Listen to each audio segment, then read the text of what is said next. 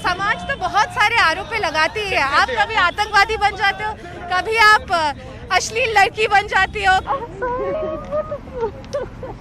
बिल्कुल विश्वास नहीं होता था कि हमारे ऊपर ऐसे एलिगेशंस लगाए गए हैं, हमें लोग हमारे बारे में ऐसी ऐसी बातें बोल रहे हैं कि हमने ये किया है वो किया है। मतलब बहुत महीनों तक तो जेल में आने के बाद भी विश्वास नहीं होता था कि ऐसे चार्जेस में हम जेल के अंदर हैं। डर नहीं लग रहा है आपको? बिल्कुल डर नहीं लग रहा है। डर तो सिर्फ ऊपर वाले से लगता है, अल्लाह से, सिर्फ एक खुदा से डर लगता है।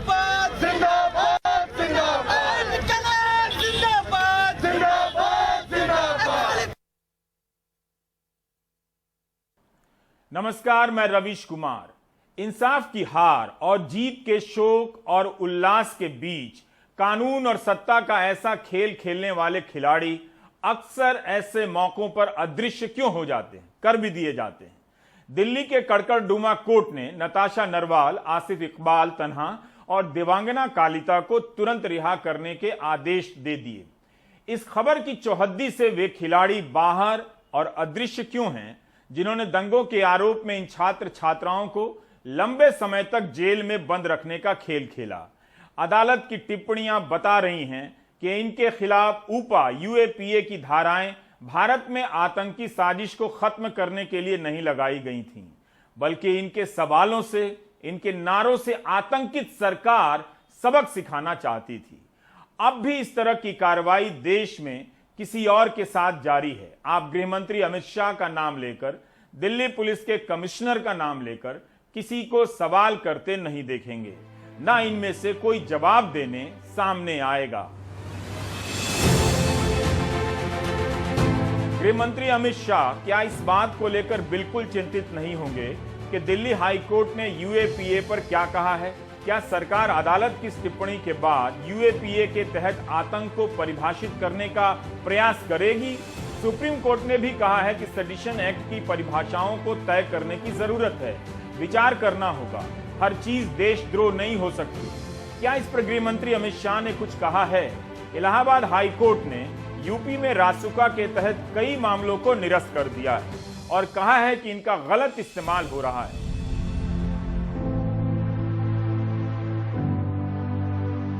क्या गृहमंत्री अमित शाह बताना चाहेंगे कि उनकी सरकार इन कानूनों के गलत इस्तेमाल के बारे में क्या सोचती है? दरअसल सवाल करने का दिन तो अमित शाह से है, लेकिन पूरी बहस से इस सवाल को गायब कर दिया जाता है। सब कुछ इस तरह से लिखा और बोला जा रहा है जैसे नताशा और देवांगना दिल्ली की सड़कों पर अमलतास के फूल चुन रही थी और बगल के नाराज जामुन के पेड़ ने इन पर यूएपीए की धारा लगा दी। सरकार का कोई हाथ ही नहीं। कानून अपना काम कर रहा है या कानून से कोई अपना काम करवा रहा है? 15 जून को दिल्ली हाई कोर्ट ने आसिफ, नताशा, देवांगना के खिलाफ लगाए गए यूएपीए की धाराओं को लेकर कितनी सख्त बातें कही। इस पर कायदे से किसी संवेदनशील सरकार को अगर हो तो अफसोस जताना चाहिए था, लेकिन हुआ उल्टा। दिल्ली पुलिस इनकी रिहाई रोकने के लिए दादी बीमार है टाइप के बहाने बनाने लगी। जिस तरीके से अभी 2 दिन से और ड्रामा चल रहा था, हमें लग नहीं पा रहा था कि हम लोग जेल से बाहर निकल पाएंगे, और जेल से निकलते निकलते भी उन्होंने हमें निकालने के लिए पूरी जेल को बंद कर दिया था। कोर्ट ने अपने ऑर्डर में काफी अहम टिप्पणियां किया हैं कि कॉन्स्टिट्यूशनल राइट और टेररिस्ट एक्ट में एक रेखा होती है जो कि राज्य की नजर में धुंधली नहीं होनी चाहिए। आपने जेल में क्या कुछ सहा है, अगर उसके बारे में बताना चाहें? क्योंकि हमारा केस इतना हाईलाइटेड था, हम लोग का इतना सोशल सपोर्ट है, मीडिया सपोर्ट है, लीगल सपोर्ट बहुत अच्छा रहा, तो उसके कारण जितना बाकी लोगों को जेल में फेस करनी पड़ती है हैरेसमेंट, हमें उतनी हैरेसमेंट फेस नहीं करनी पड़ी। और इसीलिए हम लोग चाहते हैं कि प्रिजनर्स के राइट्स के बारे में भी बाहर वालों को बहुत हमें सोशल ट्रायल भी किया गया आप लोगों को लेकर के। किसी ने कहा कि नहीं ये लोग आतंकवादी हैं, कोई कुछ कहता रहा, कोई कुछ कहता रहा, उसको कैसे फेस किया? मेंटली कितना मुश्किल था आपके लिए? मेंटली हमें शुरू में of course it was like something कि बिल्कुल विश्वास नहीं होता था कि हमारे ऊपर ऐसे एलिगेशंस लगाए गए हैं, हमें लोग हमारे बारे में ऐसी ऐसी बातें बोल रहे हैं कि हमने ये किया है वो किया है, मतलब बहुत महीनों तक तो जेल में आने के बाद भी विश्वास नहीं होता था कि ऐसे चार्जेस में हम जेल के अंदर हैं। मगर हमें जो बाहर और अंदर भी जो जेल में लोग रहते हैं, जो दिन रात स्ट्रगल करते हैं अपने सर्वाइवल के लिए, उनसे जो हमें सपोर्ट मिलता रहा, जिसको भी हम बताते थे हर कोई हंसता था हम पे कि तुम झूठ बोल रहे हो, ये हो ही नहीं सकता। आपके फूफा जी से बात हो रही थी, उन्होंने कहा कि उनको एक खौफ है कि महावीर जी आपके पिता को आखिरी बार नहीं मिल पाई। वो कितना दुख है आपके लिए? वो दुख तो इतना है कि उसकी भरपाई कभी जिंदगी में हो नहीं सकती, और इस दिन भी मतलब हर समय मुझे यही लगता है कि कहीं से वो आ जाए, कहीं से मैं उनसे मिल लूं। ये देखिए देवांगना भावुक हो गई हैं अपनी सहेली से। देवांगना ये देखिए देवांगना, बताइए आपके लिए एक साल कितना मुश्किल था? एक हिसाब से तो बहुत मुश्किल था जेल, क्योंकि जेल किसी के लिए भी आसान नहीं होती है।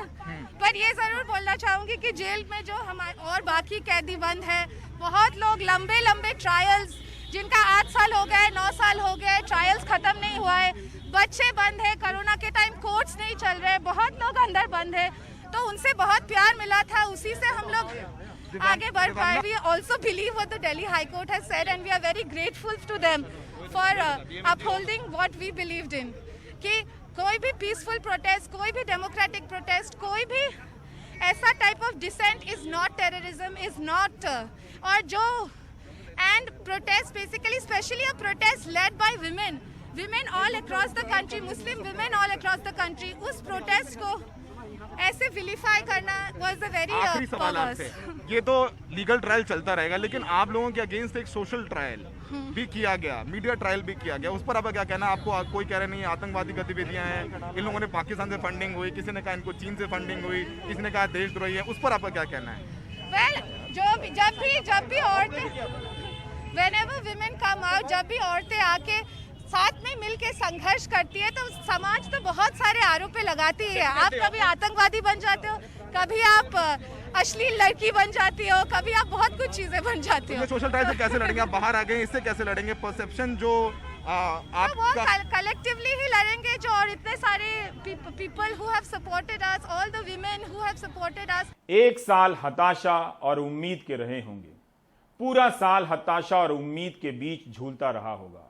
न परिवार पूरी तरह बता सकता है, न जेल में बंद तीनों। जब आज न्याय मिला है तो मेरे भाई साहब या नताशा के पिताजी नहीं हैं, हमें बहुत खुशी है। खुशी इस बात की है कि नताशा को बेकसूर दिल्ली हाई कोर्ट ने ठहराया है, ये स्वागत योग्य है। और इस पूरे साल के दौरान मेरे भाई साहब ने, डॉक्टर महावीर नारवाल ने, जो हमने जो झेला उसको बयान नहीं किया जा सकता। नताशा की पढ़ाई 1 साल पूरी खराब हुई, कोविड के दौरान भाई साहब की केयर करने वाला कोई नहीं था, तो नताशा का छोटा भाई, उसने अपनी पढ़ाई छोड़ के भाई साहब के पास आ गई। कोविड के दौरान भाई साहब नहीं रहे, इस बात का हमें बहुत अफसोस है, और इस चीज़ का खामियाजा पूरी ज़िंदगी भरा नहीं जा सकता। उनकी जो भावना थी कि मैं बेटी से मिल लूँ, वो नहीं मिल पाए, या बेटी उस टाइम मिल जाती तो कुछ बात ही और थी। तो ये जो पूरे परिवार ने झेला है, ये बहुत ही हमें पेनफुल है। राजधानी दिल्ली में इस तरह से लोग गंभीर आरोपों में बंद कर दिए गए। दिल्ली पुलिस की अपनी एक पेशेवर छवि रही है। क्या दिल्ली पुलिस उस छवि को इस हद तक दांव पर लगा सकती है? इतने वर्षों की कमाई गई साख क्या इस तरह से गंवा देगी कि कमजोर सबूतों पर अदालत की फटकार सुनने के बाद भी वह इस आधार पर विरोध करेगी कि आधार नंबर की जांच करनी है? न्यायपालिका पे भरोसा था और मुझे उम्मीद था कि देश का जो लोकतंत्र है वो अभी बाकी है। इस जजमेंट को देखने के बाद ऐसा लगता है कि अभी देश में जो है इंसाफ कहीं ना कहीं जो है वो लोगों को मिल सकता है। हम आज रिहा हो गए हैं और हमारे जो साथी अभी रिहा नहीं हुए हैं उनके लिए आंदोलन जारी रहेगा। CA NRC जो हमारी आइडेंटिटी की लड़ाई थी वो लड़ाई जारी रहेगी, जो हमारी पहचान की लड़ाई थी वो लड़ाई जारी रहेगी। जो आंदोलन हम लोगों ने जामिया मिल्लिया इस्लामिया से शुरू किया था वो आंदोलन जो है कंटिन्यू जारी रहेगा। आसिफ ये बताओ कितना मुश्किल था आपके लिए? जेल तो सारे लोग आए जिन्होंने जो है हक के खिलाफ आवाज उठाया, वो उनको जेल आना पड़ा। तो जेल का एक्सपीरियंस बहुत अच्छा था। शुरू में जुल्म हुआ, तशद्दुद हुआ, लेकिन हमने उसको बर्दाश्त किया और उसके बाद आपकी उम्र सिर्फ 24 साल थी जब आप जेल गए। आपके ऊपर आरोप लगा कि आप आतंकवादी हो, आपने लोगों के साथ मिलकर के दिल्ली दंगे भड़काए, देश के खिलाफ काम किया। इन आरोपों पर आपका क्या कहना है आज से? नहीं, देखिए, आतंकवादी तो जिस दिन हमको उठाया गया उस दिन पहले गाड़ी से ही शुरू हो गया था। आतंकवादी, देशद्रोही, दंगाई, जिहादी, इस तरह के जो अलकाब हैं जो हमें जो है दिया गया, इस तरह के निक नेम जो है हमें दिया गया, हमने उसको एक्सेप्ट किया। क्योंकि इसलिए एक्सेप्ट किया क्योंकि हम है नहीं, अगर होते तो हमें चिढ़ होता। हम तो हक और इंसाफ की लड़ाई लड़ने वाले थे, इसलिए हमने जो है उनकी जो भी एलिगेशन था हम उसको बर्दाश्त किया। पिछले साल 10 अप्रैल को दिल्ली पुलिस की स्पेशल सेल सफूरा जरगर को FIR नंबर 48 के सिलसिले में गिरफ्तार करती है। इस FIR का संबंध जाफराबाद में सड़क जाम करने के मामले से था। 13 अप्रैल को जब अदालत जमानत देती है तब उसी दिन सफूरा का नाम FIR नंबर 59 में डाल दिया जाता है। उस वक्त सफूरा गर्भवती थीं। 2 महीने जेल में रहने के बाद 23 जून 2020 को उन्हें जमानत मिलती है, वह भी मानवता के आधार पर और अपवाद के तौर पर। जमानत मिलने के थोड़े समय के भीतर आरोपियों को नए मामले में नामजद करना और तुरंत गिरफ्तार करना बताता है कि पुलिस का इरादा क्या रहा है। क्या यही मकसद था कि इन लोगों को लंबे समय तक जेल में रखना है? इस बार भी ठीक ऐसा ही हुआ। जमानत मिलने के बाद पता और आधार नंबर का ख्याल आता है। दिल्ली पुलिस हाईकोर्ट के फैसले के खिलाफ सुप्रीम कोर्ट भी गई है, ठीक उसी तरह जैसे यूपी सरकार इलाहाबाद हाईकोर्ट के फैसले के खिलाफ सुप्रीम कोर्ट गई थी कि हाई कोर्ट के फैसले पर रोक लगा दी जाए। नागरिकता कानून के विरोध में भाषण देने मात्र के कारण यूपी सरकार ने डॉक्टर कफील खान पर रासुका लगा दी, NSA। उन्हें 7 महीने 10 दिन तक जेल में रखा गया। इलाहाबाद हाई कोर्ट के चीफ जस्टिस गोविंद माथुर और जस्टिस सौमित्र सिंह की बेंच ने अपने फैसले में कहा कि उनके भाषणों को पूरा पढ़ने के बाद ऐसा कुछ नहीं लगता कि शांति व्यवस्था को नुकसान पहुंचाने और हिंसा भड़काने के तत्व मौजूद हैं। ऐसा लगता है कि जिलाधिकारी ने चंद जुमलों को अपने हिसाब से पढ़ा है। डॉक्टर कफील खान की गिरफ्तारी को बढ़ाने का मामला अवैध घोषित किया जाता है, इल्लीगल। तब के मुख्य न्यायाधीश जस्टिस बोबडे ने कहा कि हाईकोर्ट का यह फैसला काफी अच्छा है और यूपी सरकार केस हार गई, कफील खान को रिहा करना पड़ा। दिल्ली दंगों के केस में UAPA का जिस तरह से इस्तेमाल हुआ है भयावह है। पहली बार इस केस में जमानत नहीं मिली है, पहले भी मिली है। पिछले साल अक्टूबर में फैजान को जमानत मिली थी। फैजान ने जिस छात्र को सिम बेची थी वह इसी केस में गिरफ्तार हो गया। सिर्फ इसी आधार पर इस गरीब को FIR 59 में आतंकी मामले में साझेदार का आरोपी बना दिया जाता है। हफ्पोस्ट इंडिया की रिपोर्ट है कि गरीब परिवार से फैजान। दिल्ली हाईकोर्ट के जस्टिस सुरेश कुमार कैत ने कहा है कि दिल्ली पुलिस ने फैजान के खिलाफ कोरे बयानों के आधार पर UAPA लगा दिया है। पहली नजर में आरोप सही नहीं लगते हैं। ऐसा कोई ठोस कारण नजर नहीं आता कि फैजान को जमानत न दी जाए। FIR नंबर 59 में आरोपी बनाए गए कई लोगों को जमानत मिल गई। फैजान, आसिफ तन्हा, नताशा नरवाल, देवांगना कालिता और सफूरा जरगर को जमानत मिली है। इसी FIR नंबर 59 में शिफाउर रहमान भी आरोपी बनाए गए हैं और 14 महीने से जेल में बंद हैं। उनके 2 बच्चे और उनकी पत्नी नूरीन फातिमा शिफाउर रहमान का इंतजार कर रही हैं। 7 और 11 साल के बच्चों को नहीं समझाया जा सकता कि उनके पिता को राजनीतिक कारणों से बंदी बनाया गया है। समाज के ताने से ये बच्चे कितने भरभरा जाते होंगे। उन्हें कोई कैसे समझा सकता है कि पिता बेगुनाह हैं। शिफा की पत्नी किडनी की मरीज हैं। शिफा का परिवार अलग अलग तरह की चुनौतियों से जूझ रहा है। परिवार के सदस्यों का कहना है कि शिफा दंगों के वक्त दिल्ली में ही नहीं थे, मेरठ में थे, लेकिन उसके बाद आकर राहत के काम में लग गए, जो एक जिम्मेदार नागरिक का फर्ज होना ही चाहिए। शिफा का कोई आपराधिक रिकॉर्ड नहीं है। विरोध के समय पर जामिया के पूर्व छात्रों के संगठन के अध्यक्ष थे। शिफा ने जामिया में 7वीं से लेकर MCOM तक की पढ़ाई की है। अपने कारोबार के दम पर वहां के छात्रों को भी आर्थिक मदद देते रहे हैं और पूर्व छात्रों के संगठन में सक्रिय रहते हैं। मेरे हस्बैंड एक बहुत ही अच्छे इंसान हैं। उन्होंने कभी किसी के साथ कुछ भी गलत नहीं किया। उन्होंने हमेशा सबकी हेल्प करी है, चाहे वो स्टूडेंट्स हों या फैमिली मेम्बर्स हों या फ्रेंड्स हों, वो हमेशा हर किसी में आगे रहे हैं।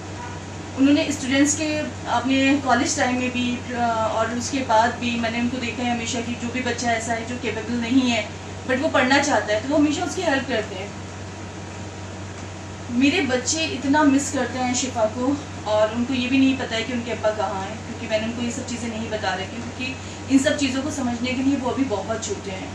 मेरा एक बेटा 11 साल का है, एक 7 ईयर्स का। तो वो हमेशा पूछते हैं कि अब्बा कब आएंगे, तो मेरे पास उनका आंसर नहीं होता है। मैं समझ नहीं में आता कि मैं उनको क्या रिप्लाई करूँ। इन्हीं सब चीज़ों को हैंडल करने में मैं इतनी एनजाइटी में आ चुकी हूँ कि मुझे कभी कभी लगता है कि मुझे मेंटल स्ट्रेस डिसऑर्डर हो जाएंगे। प्लस शिफा की जो मदर है वो हार्ट पेशेंट हैं, और जैसा कि आपने देखा है अभी पैंडेमिक हुआ है, उस पैंडेमिक में जब वो सुनती थी कि हार्ट में इतनी पेशेंट नहीं कर रहे हैं, तो वो हमेशा रोती थी और यही बोलती थी कि पता नहीं मैं अपने बेटे को देख पाऊंगी या मेरा बेटा मुझे देख पाएगा या नहीं देख पाएगा। उस पैंडेमिक में मैंने अपने बच्चों के साथ यहाँ दिल्ली में कैसे सर्वाइव किया ये मैं जानती हूँ। मैं इस ट्रॉमा से गुजरी हूँ जो मैं आपको एक्सप्लेन नहीं कर सकती, जिन चीज़ों से मैं गुजरी हूँ। आप लोगों से मेरी रिक्वेस्ट है, प्लीज़ प्लीज़ मेरे हस्बैंड के लिए दुआ कीजिए। और I am really thankful to NDTV कि उन्होंने मुझे एक प्लेटफॉर्म दिया जहाँ मैंने अपनी बात आप तक लोग तक रखी। दिल्ली हाईकोर्ट के आदेश के साथ सवाल यह भी है कि FIR 59 में आरोपी बनाए गए बाकी लोगों को भी जमानत मिलेगी। इस FIR में 15 से अधिक लोगों के नाम हैं। खालिद सैफी, उमर खालिद, इशरत जहान, मीरन हैदर, ताहिर हुसैन, गुलफिशा फातिमा, शिफाउर रहमान, शादाब अहमद, अतहर खान, तस्लीम अहमद, सलीम मलिक, मोहम्मद सलीम खान, सफूरा जरगर, फैजान खान, आसिफ इकबाल तन्हा, नताशा नरवाल, देवांगना कालिता को FIR नंबर 59 में नामजद किया गया था। इनमें से 5 को जमानत मिल गई है। क्या बाकियों को भी जमानत मिल सकती है? रवीश, सबसे पहले लाओ बता दूं, FIR is not the substantive evidence. FIR उन तथ्यों की एविडेंस नहीं है जो उसमें मेंशन्ड है। FIR सिर्फ इंफॉर्मेशन है, एविडेंस नहीं है, इसलिए FIR पे ना जाइए। यह बात सही है कि यह भी लॉ है कि को एक्यूज को बेल मिल गई तो बाकी को भी मिल जाएगी, लेकिन बात को समझिए रवीश कि जिस तरीके की FIRs हो रही हैं उनके बारे में कि वो बाद में कन्विक्शन होगा, यह बहुत मुश्किल है। और अगर कन्विक्शन नहीं होता तो यह देश के लीगल सिस्टम की हेल्थ के लिए बहुत अच्छा साइन है। इसका मतलब हमारा क्रिमिनल जस्टिस सिस्टम वाइब्रेंट है। अब जहां तक ये कि लोग इनोसेंट लोग हैं वो फंस जाते हैं, इसके बारे में 2017 में बबलू चौहान के केस में दिल्ली हाई कोर्ट कह चुकी है कि इनोसेंट लोगों को प्रोसिक्यूट नहीं किया जाना चाहिए। 2018 में लॉ कमीशन की रिपोर्ट आई 277, उसमें लॉ कमीशन ने कहा मिसकैरेज ऑफ जस्टिस पर कंपनसेशन दिया जाना चाहिए। और मिसकैरेज ऑफ जस्टिस जो है वो ये है कि आपको गलत केसों में फंसाया गया। हमारे देश में कोई कानून स्पेसिफिक संसद ने नहीं बनाया है रॉन्गफुल प्रोसिक्यूशन के लिए। मैं समझता हूं कि लॉ कमीशन की 277वीं रिकमेंडेशन हमें मान लेनी चाहिए। Unlawful activities prevention act UAPA तो टाडा और पोटा से भी भयावह है। इस कानून का मकसद चाहे जो हो, लेकिन इसका इस्तेमाल किसी पर आतंक का लेवल चिपका देने और वर्षों जेल में सड़ा देने का हथियार बन गया है। देवगिरी एक्सप्रेस मुंबई से नांदेड़ पहुंची है। इस रास्ते पर यह ट्रेन रोज ही सफर तय करती है, लेकिन इरफान को लेकर 9 साल बाद नांदेड़ पहुंची है।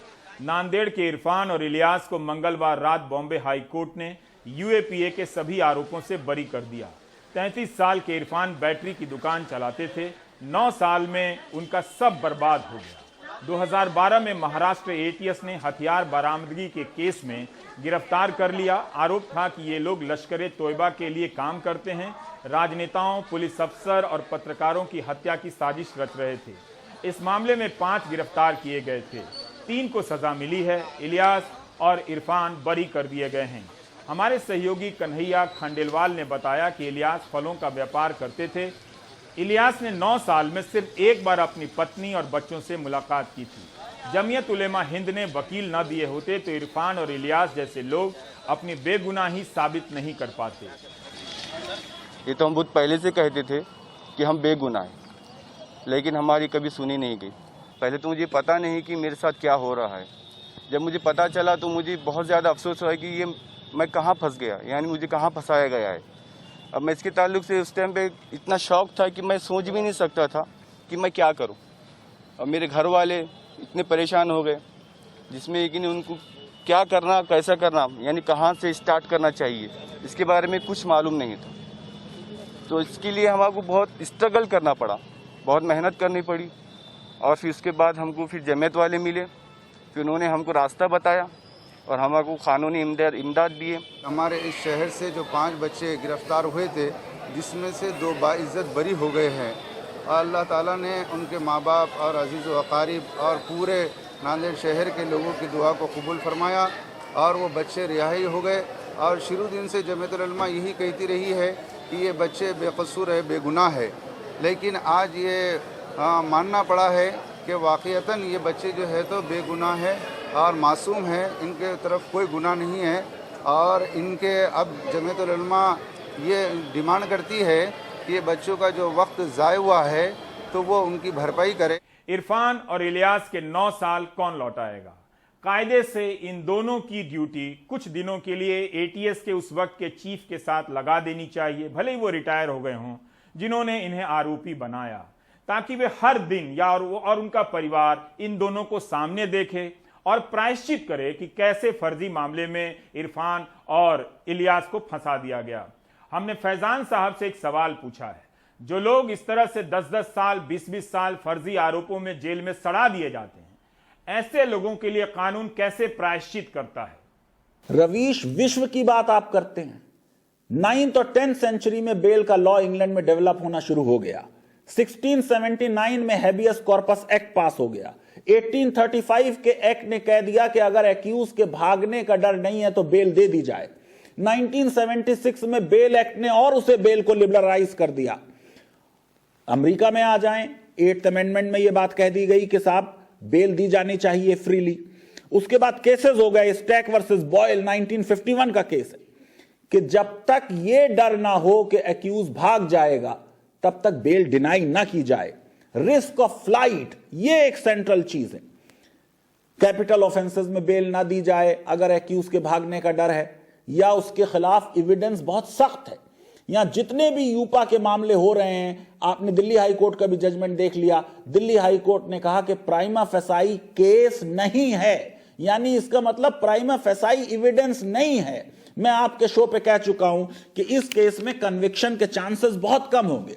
आप पूछते हैं क्या लोगों को आसानी से फंसाया जा सकता है? अगर आप फेक डेमोक्रेसी में हैं, जैसी सद्दाम हुसैन और लीबिया में कर्नल ममार गद्दाफी की थी, या आप कम्युनिस्ट देश में हैं, तो फिर फंसाया जा सकता है, कन्विक्शन भी हो सकता है। लेकिन अगर आप रूल ऑफ लॉ में हैं, एक लिबरल डेमोक्रेसी में हैं, तो फिर डिसेंटर्स के साथ इस तरह का व्यवहार नहीं होगा। फिर फ्रीडम ऑफ स्पीच को प्रोटेक्ट किया जाएगा। फिर जो डिसेंटर है वो एंटी नेशनल नहीं है।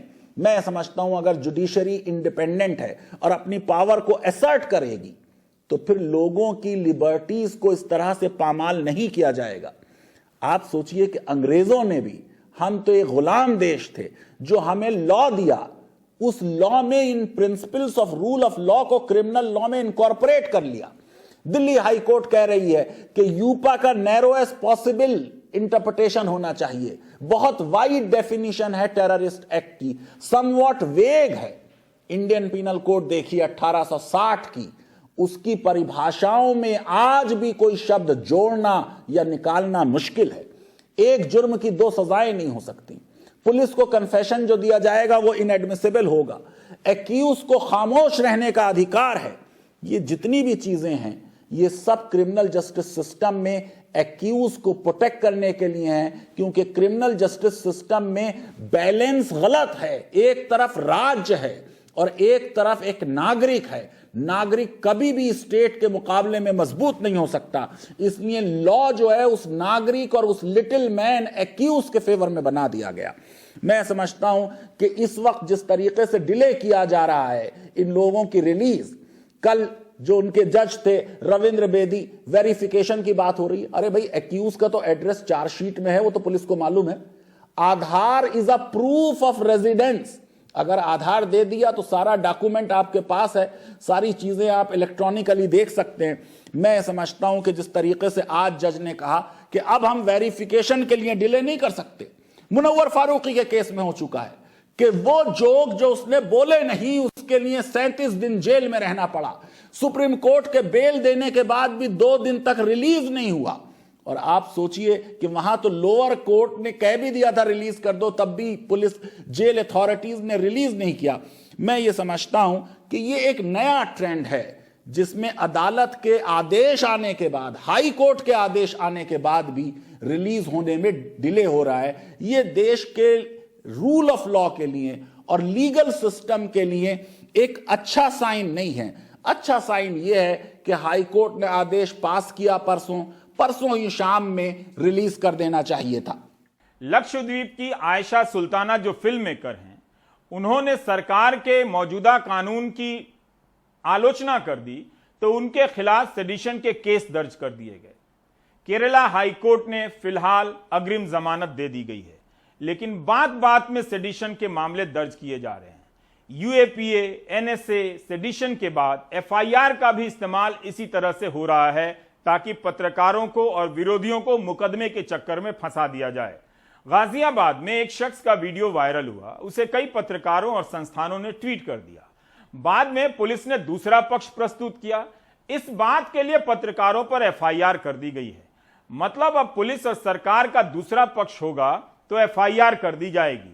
दुख की बात यह है कि चम्मच पत्रकार इसे सही बता रहे हैं।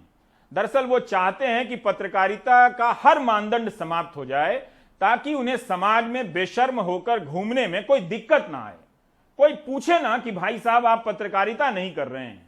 एडिटर्स गिल्ड ने निंदा की है और कहा है कि वायर और अन्य पत्रकारों के खिलाफ एफआईआर इसलिए कर दी गई क्योंकि उन्होंने इस खबर को ट्वीट किया था। गिल्ड पत्रकारों के खिलाफ एफआईआर करने के मामले में यूपी पुलिस के रिकॉर्ड को लेकर चिंतित है। यह एफआईआर इसलिए हो रही है ताकि उन्हें रिपोर्टिंग से रोका जा सके। शुक्र है आप प्राइम टाइम देख रहे हैं, जेल में नहीं हैं। 1984 1984 पढ़ा कीजिए, जॉर्ज ऑरवेल की किताब है। अब तो यह किताब हिंदी में भी आ गई है। ब्रेक ले लेते हैं।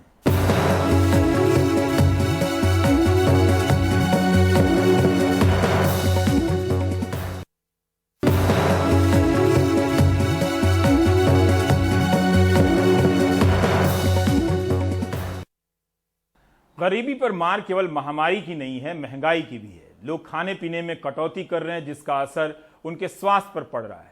अपना धंधा कर कमाने वाले भी टूट गए हैं। किसी की कोचिंग बंद हो गई है तो किसी का स्कूल। बहुतों ने बहुत दिनों से सैलरी नहीं देखी है। शायद ही कोई अस्पताल में भर्ती होकर खुश होता हो, लेकिन गुड्डी बहुत खुश हैं क्योंकि यहाँ उन्हें खाना मिलता है। यह भूखे का मनोविज्ञान है। अस्पताल ने उनकी जिंदगी की सबसे बड़ी मुसीबत दूर कर दी है। मीडिया के लोगों ने अलग अलग वक्त जब उनसे पूछा कि क्या उनका इलाज ठीक हो रहा है तो वो इलाज में ज्यादा दिलचस्पी नहीं दिखाती। कहती हैं कि पेट भर खाना मिल रहा है। अस्पताल में आपको इलाज मिल रहा है? हाँ सबको? हाँ, जहाँ तक रोटी मिल रही है और खावे पीवे को मिल रहा है और जहाँ तक नहीं तो पेट भर के मिल रही है। और दवाइयाँ मिल रही हैं? हाँ, दवाइयाँ मिल रही हैं। अब तो भैया सब मिल रही है। रोटी ते लगा, साग सब्जी ते लगा, मेरे सब मिल रहा, फल ते लगा, सब मिल रहा। अब मिल रही है वो को भर के पेट। अब तो मैं ना सो रही भूखी। गुड्डी के पति पिछले साल कोरोना के वक्त गुजर गए तो उन पे मुसीबत टूट पड़ी। लॉकडाउन हटा तो बेटे ने मजदूरी शुरू की जिससे 6 लोगों का पेट पलता। लॉकडाउन में उसका काम बंद हो गया तो वह बीमार हो गया। 2 महीने से गुड्डी का परिवार पड़ोसियों से मांग के खाने लगा। 6 लोगों के परिवार को कोई 4 रोटी देता, कोई 3, कोई 2, कोई बासी सब्जी। बिना दूध की चाय पी लेते, कभी दूध हो तो दूध की पी लेते, ऐसे ही पी लेते। पड़ोस में नो कह रही कि 3-4 दिन रोटी दे देंगे, हम बार रोटी ना देंगे। भैया मत ना दे तो फिर रोटी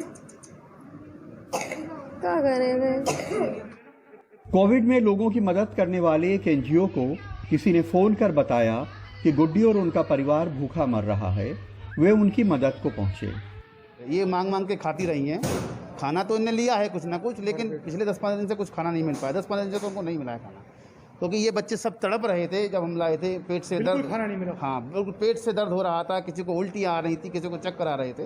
तो ये सब सिचुएशन थी हमारे सामने, तो हमने देखा। लॉकडाउन में बड़े पैमाने पे लोग बेरोजगार हुए हैं और सरकार गरीबों को इस मौके पे मुफ्त राशन दे रही है। ऐसे में भी अगर किसी का राशन कार्ड न बनाया जाए तो ये गंभीर अपराध है, लेकिन गुड्डी यही कहती है। अच्छा, राशन कार्ड आपने नहीं बनवाया, आधार कार्ड आपका? बनवाओ, पर भैया वाने दयो ना हो हमारो, फिर सिम खो गई मोबाइल की, तो वाने फिर चिड़केबाजी ना दयो, फिर वाने कपिल हुआ एक हमारे वो बना तो आधार कार्ड वाने दयो ना हो भैया जी। हमने कही भैया दे दे भैया जी, का कहते जी उंगरिया सी छिपिया तो कहाँ जाग पे तो चिपको रहते हो मोबाइल, और जाम में तो निकाल ले भैया तू मोबाइल नंबर दे पन्ना दो। गुड्डी का मामला सामने आने पे अब जिला प्रशासन उनकी मदद कर रहा है। ग्राम निधि से उनको 5,000 रुपये की धनराशि तत्काल मुहैया करा दी गई। उनका अंत्योदय कार्ड ऑफलाइन जारी करा दिया गया है। उनका आधार नंबर और राशन कार्ड जो है वो बैंक खाता वो खुलवाने की कार्रवाई हो रही है, और जो भी सरकारी योजनाएं हैं उसमें उनको कवर किया जा रहा है। भारत में कोरोना आने के बाद देश का 40% मिडिल क्लास गरीब हो गया, ऐसा कई अर्थशास्त्री मानते हैं, और कोरोना की दूसरी लहर में करीब 75 लाख लोग बेरोजगार हो गए। गुड्डी का परिवार उनमें से सिर्फ एक है। दर्द के ऐसे लातादाद किस्से होंगे।